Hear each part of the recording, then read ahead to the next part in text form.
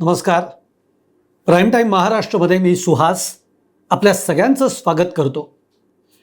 मित्रहो, काही वेदना अशा असतात की ज्या शब्दांच्या चौकटीमध्ये मावत नाहीत आणि काही आक्रोश असे असतात की जे AC मध्ये बसलेल्या सत्ताधीशांपर्यंत पोचत नाहीत. खरंच कधीकधी या महाराष्ट्रामध्ये काही घटना जेव्हा घडतात तेव्हा माझ्या मनामध्ये सुद्धा असा विचार येतो की आपण आपल्याला स्वतःला शिक्षित समजतो, पुढारलेले समजतो आणि महाराष्ट्रामध्ये अशा जेव्हा घटना घडतात तेव्हा आपल्याला आपली खरं तर लाज वाटली पाहिजे अशी स्थिती आहे.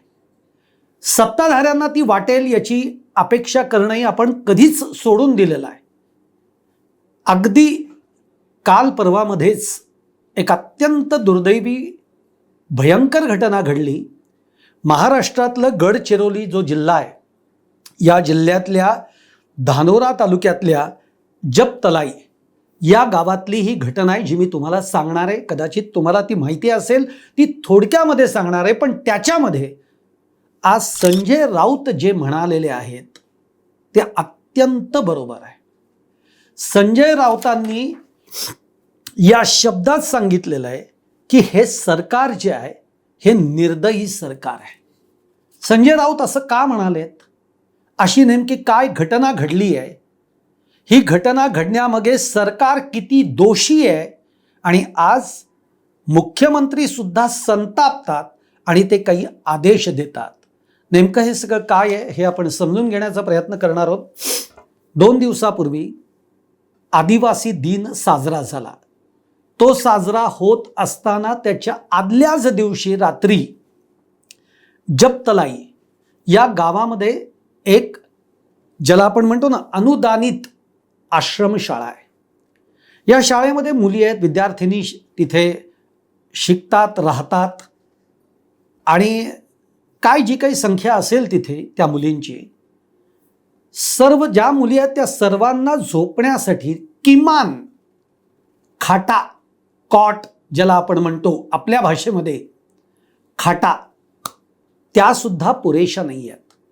त्यातल्या 6 मुली या जमिनीवर हंतरून टाकून झोपल्या होत्या. मध्यरात्री साप आला आणि या सापानं या 6 मुलींना दंश केलं. यातल्या 3 मुलींचा दुर्दैवी मृत्यू झालेला आहे आणि 3 मुली या हॉस्पिटलमध्ये उपचार घेत आहेत. त्यातल्या काहींची, दोघींची प्रकृती गंभीर आहे, मृत्यूशी झुंज देत आहेत त्या. अशी सगळी स्थिती आपल्याला बघायला मिळते आहे. आणि मी म्हणलं ना तुम्हाला की ही जेव्हा घटना मी सांगतो, ही घटना म्हणजे काय आहे, तर ही घटना म्हणजे या राज्यातील शिक्षण व्यवस्था आणि प्रशासकीय जी कार्यपद्धती आहे त्याचे अक्षरशः धिंडवडे काढणारी ही घटना आहे. मी का म्हणतो तेही तुम्हाला कळेल. एक लक्षात घ्या, या राज्यामधलं किती विरोधाभासी चित्र आहे तुम्ही बघा. आज महाराष्ट्रामध्ये महापालिकेच्या शाळा असतील, जिल्हा परिषदेच्या शाळा असतील, आश्रमशाळा असतील, यांची अवस्था तुम्ही जाऊन बघा. काही शाळांना छप्र आहेत तर तिथे पाणी गळतं पावसामध्ये. काही शाळांच्या भिंती आहेत पण छप्र नाही आहेत. काही शाळांमध्ये तर एकच खोली आहे की जिथे 5-6 तुकड्या एकत्र शिक्षण घेत आहेत. अशी स्थिती आहे. आता आश्रमशाळेमध्ये भोजनाची व्यवस्था असते, किमान सकस भोजन मिळावं ही किमान अपेक्षा हे त्या विद्यार्थ्यांचे जे पालक असतात ते पालक करत असतात की आपला विद्यार्थी आश्रमशाळेमध्ये शिकतोय, तो तिथंच राहतोय, तो सुरक्षित असावा, त्याला व्यवस्थित 2 वेळचं अन्न मिळत असावं, या अपेक्षेने तो पालक आश्रमशाळेमध्ये आपल्या पाल्याला पाठवतो. तो उद्या मोठा होईल, या भारताचा एक मोठा नागरिक बनेल, तो शिकेल, या अपेक्षेने तो तिकडे पाठवत असतो. पण या राज्यामध्ये, या देशामध्येच म्हणूयात आपण, इतकं विरोधाभासी चित्र आहे की यांची तर आपण या शाळांची, या आश्रमशाळांची अवस्था बघितली, पण उलट जे सत्ताधीश आहेत जे मोठमोठे अधिकारी आहेत, IPS IAS अधिकारी जे आहेत, त्यांची मुलं कुठं शिक्षण घेतात हो? त्यांची मुलं एकतर फॉरेनमध्ये जाऊन शिकतात, त्यांची मुलं इथे पंचतारांकित शिक्षण संस्थांमधनं शिक्षण घेत आहेत, ज्यांना हायटेक सगळ्या सुविधा आहेत. आणि आपल्याकडे शासन हजारो कोटी रुपये खर्च करतात या आश्रमशाळांवर, जिल्हा परिषदेच्या शाळांवर हजारो कोटींची तरतूद आहे. बरं, कागदावर दाखवलं सुद्धा जातं की काय काय या आश्रमशाळांमध्ये करायचंय, काय काय या शाळांमध्ये करायचंय. मग डिजिटल क्लासरूम असेल, त्याच्यानंतर काय डिजिटल क्लासरूम मी तुम्हाला सांगितली, आधुनिक वसतिगृह आहेत, हे सांगितलं जातं, कागदावर लिहिलं जातं. दर्जेदार सुविधा आम्ही देतो आहोत, चांगले शिक्षक आम्ही इथे प्रोव्हाइड करतो आहोत, हे सगळं कागदावर उतरवलं जातं. हजारो कोटींचा निधी लाटला जातो. पण प्रत्यक्षात या आश्रमशाळांना, या शाळांना मिळतं काय? काहीच नाही. विद्यार्थ्यांची तर आबाळ होते अक्षरशः. पण एक शिक्षणाच्या चिकाटीने हे विद्यार्थी शिकत राहतात. ते खाली बसतात, थंडी वाऱ्यात बसतात, त्यांची छपरं गळत असतात. एक एक क्लासरूममध्ये 4-4 इयत्तांच्या तुकड्या तिथे भरवल्या जातात. पण विद्यार्थी शिकतात. काही शाळांमध्ये एक शिक्षक 5 तुकड्यांना शिकवतो. ही स्थिती आहे आपल्याकडे. आणि म्हणून म्हटलं ना की मग हा हजारो कोटींचा जो निधी दरवर्षी शासन देतं, तो जातो कुठे? तो कुठेही जात नाही. तो निधी लाटला जातो म्हणून तर यांचे मुलं आणि यांच्या इमारती उभ्या राहतात, यांचे इमले उभे राहतात आणि यांची मुलं परदेशामध्ये शिकतात. आज संजय राऊतांनी अतिशय गंभीर विधान केलेलं आहे आणि अतिशय योग्य विधान त्यांनी केलेलं आहे. संजय राऊत काय म्हणाले, मी तुम्हाला त्यांचं म्हणणं काय आहे ते वाचूनच दाखवतो की भाजपचे देणगीदार गडचिरोलीतली जंगलं ते तोडतायत, नद्या त्यांनी प्रदूषित केल्या आहेत, त्यांनी डोंगर पोखरलेले आहेत आणि त्यामुळे तिथले जे वन्य प्राणी आहेत, सरपटणारे प्राणी आहेत, ते आदिवासींच्या भागामध्ये शिरतात, त्यांच्या घरामध्ये जातात, शाळांमध्ये जात आहेत, ते दंश करतायत, माणसांना मारतायत, बळी घेत आहेत. सरकार म्हणत आहे की आम्ही इथला नक्षलवाद संपवून टाकला, आता आदिवासींमध्ये मृत्यूचं प्रमाण कमी झालं आहे. संजय राऊत म्हणतात की याच्यामुळे मृत्यूचं प्रमाण कमी झालेलं नाही, उलट तुम्ही हे जे सगळं करून ठेवलंय, तिथली जंगलं तोडलीत, तिथल्या खाणी उद्ध्वस्त करताय, तुम्ही तिथल्या ज्याला म्हणतो ना आपण नद्या प्रदूषित करून टाकल्यात, आज ते प्राणी येत आहेत आणि माणसांचे बळी घेत आहेत. आणि म्हणून संजय राऊतांनी असं म्हटलंय की हे सरकार इतकं निर्दयी आहे की त्याला कशाचंच काही वाटेनासं झालेलं आहे. फक्त आज मुख्यमंत्र्यांनी यावर प्रतिक्रिया दिलेली आहे. ती प्रतिक्रिया ही महत्त्वाची. अर्थात मुख्यमंत्र्यांना जे काही वाटतंय ते बोलतायत, सांगतायत, ते करू पाहण्याचा प्रयत्न करतायत. प्रत्यक्षात तसं घडावं हीच तर अपेक्षा आहे.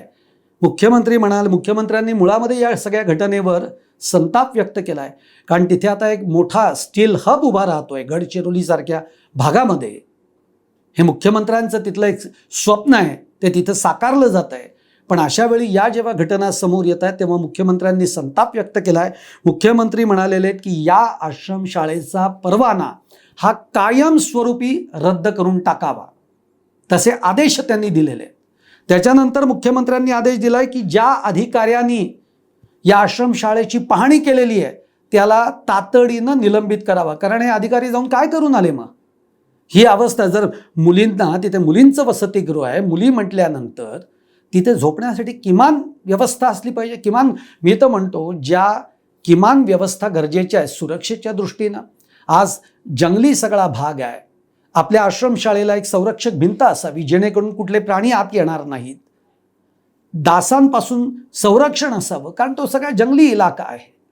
किमान आपल्या खिडक्यांना, दरवाजांना जाळ्यांची तावदनं असावीत, सकस आहार असावा.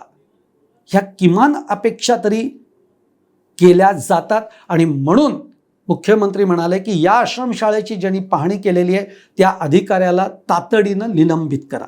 आणि मग त्यांनी पुढे असंही म्हटलंय की मुख्य सचिवांची एक बैठक घेऊन तपासणीची एक यंत्रणा, सशक्त यंत्रणा उभी करा, असं मुख्यमंत्र्यांनी आज आदेश दिलेले आहेत. त्या पद्धतीचा एक संताप त्यांनी व्यक्त केलेला आहे. पण हे नुसतं व्यक्त करून होणार नाही, याचं इम्प्लिमेंटेशन होत आहे का, ती पाहणी तशा पद्धतीने होतीये का, हे सगळ्याचा फॉलोअप घेणं, हे सगळं बघणं हे तितकंच गरजेचं आहे. पण महाराष्ट्रासारख्या पुरोगामी म्हणणाऱ्या महाराष्ट्रामध्ये, शाहू फुले आंबेडकरांच्या महाराष्ट्रामध्ये, अशा जिथे सावित्रीबाईंनी या महाराष्ट्रामधली आपली मुलं महिला शिकाव्यात, मुली शिकाव्यात म्हणून अनेकांचे रोष पत्करून, अनेकांचे दगडधोंडे खाऊन त्यांनी शिक्षणाची मुहूर्त मेढ रोवली, त्या महाराष्ट्रामध्ये आपल्याकडे शिक्षणाची जेव्हा ही अवस्था बघतो, तेव्हा मी सुरुवातीला जे म्हटलं की आपण स्वतः शिक्षित आहोत, पुढारलेले आहोत, असं आपण जेव्हा स्वतःला म्हणून घेतो, तेव्हा मला माझ्या स्वतःपासून ती लाज वाटते की हे इतकं विदारक चित्र या आपल्या महाराष्ट्रामध्ये आहे. सरकारला आता कधी जाग येते? सरकार खरंच नुसती डागडुजी करून नाही होणार आहे, याच्यावर कायमस्वरूपी उपाय सरकारने शोधले पाहिजेत, हीच खरं तर अपेक्षा आहे. तरच महाराष्ट्रातल्या या कानाकोपऱ्यांमध्ये, अगदी ज्या आपण म्हणतो की डोंगर दऱ्यांमधनं देखील जी वस्ती तिथे उभी राहिलेली आहे, ज्या शाळा आहेत, ज्या आश्रमशाळा आहेत, तिथपर्यंत चांगल्या सुविधा पुरवण्याची जबाबदारी ही शासनाची आहे. तुम्ही त्यासाठीच आहात, तुम्ही मतं मागता, तुम्ही जनतेचे सेवक आहात, तुम्ही सेवक आहात, हे आता ठासून सांगण्याची वेळ आलेली आहे. आणि म्हणून सेवक म्हणून तुम्ही तुमचं कर्तव्य बजावा, हेच यातनं मला सांगावंसं वाटतंय. पुन्हा अशा पद्धतीच्या घटना होऊ नयेत. आज त्या दुर्दैवी 3 मुलींचा मृत्यू याच्यामध्ये झाला आहे. खरं तर प्राईम टाईमच्या वतीनं आम्ही त्या मुलींना देखील श्रद्धांजली अर्पण करतो आणि त्यांच्या कुटुंबाच्या दुःखामध्ये आज आपण सगळेच खरं तर सहभागी असलं पाहिजे. आणि खऱ्या अर्थाने जे शिक्षणाचे 3-13 वाजलेले आहेत या महाराष्ट्रामध्ये, शिक्षणाची एक चांगली सुविधा या महाराष्ट्रामध्ये कधी निर्माण होईल, याकडे सगळेच जण आपण डोळे लावून आहोत. तुम्हाला माझा हा व्हिडिओ आवडला असेल तर नक्की लाईक करा, शेअर करा आणि चॅनल सबस्क्राईब करायला विसरू नका. आणि तुमच्या देखील कमेंट या कमेंट बॉक्समध्ये जरूर टाका. धन्यवाद.